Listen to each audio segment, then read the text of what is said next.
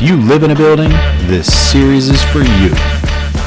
So, if you have a heat pump that you despise, then this might be a great episode for you, because that's what's going on today.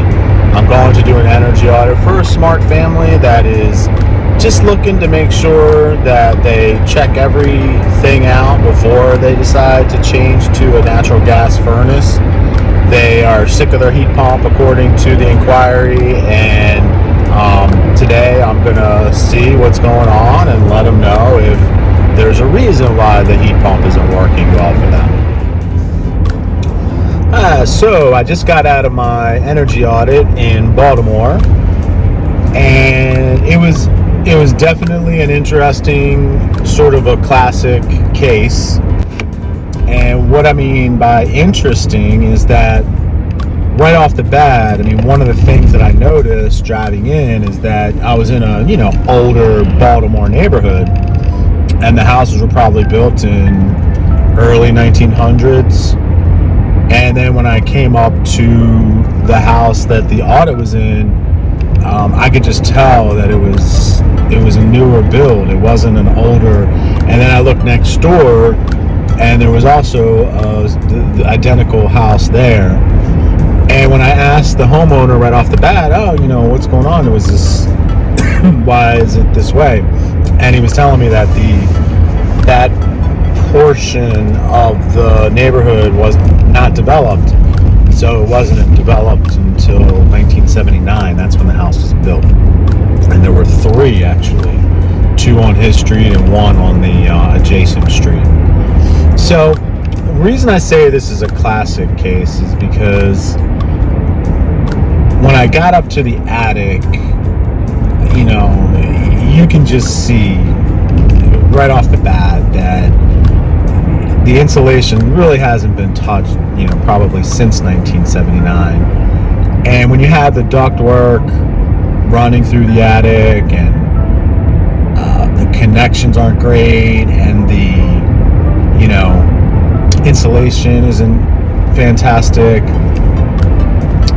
and you have a lack of insulation and no air sealing, you're just losing energy up top, leaps and bounds. And most of his complaint was the winter, and that is something I find, especially with bad insulation, rolled bad insulation, when it's old and tired and it starts to curl up and it's not really in good contact with the drywall, then I find that those homeowners usually have some of the biggest complaints when it comes to drafts and comfort in the winter. And the great thing about this house is that it's just an open canvas, especially in the basement too, because it's unfinished. And you can see another common mistake in this house was that the insulation was, for the most part, put in the wrong places. I mean, I think the most important thing in a basement is air sealing. I mean, I think insulation is definitely important at the rim and band joist, but in this case, you can see that insulation was all installed all throughout the ceiling, and that was trying to disconnect the unfinished basement from the finished part of the house, which is the first, second floor. But just because the basement is unfinished doesn't mean that it's not conditioned. And that's something I also learned, when I became an energy audit. I didn't really think of it that way.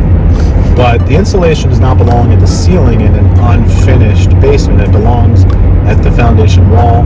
And most importantly, we want to seal and insulate the top of the foundation wall, or the rim and band joist. And then the other classic problem in this house, to just go along with the positive pressure flow, which is the lack of insulation and air sealing in the attic for the heat to just be escaping in leaps and bounds, you also had an open crawl space down in the basement that was just, had tons of air moving through it, as evidenced by the cobwebs and spiderwebs everywhere.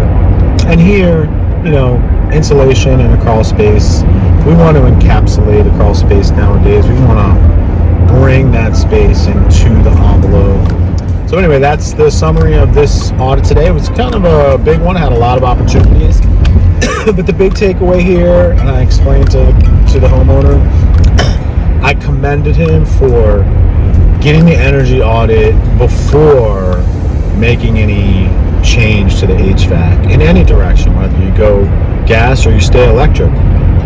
It's always a good idea to check your insulation and see from somebody who knows what is going on with your insulation state condition before you replace HVAC. Thanks for watching.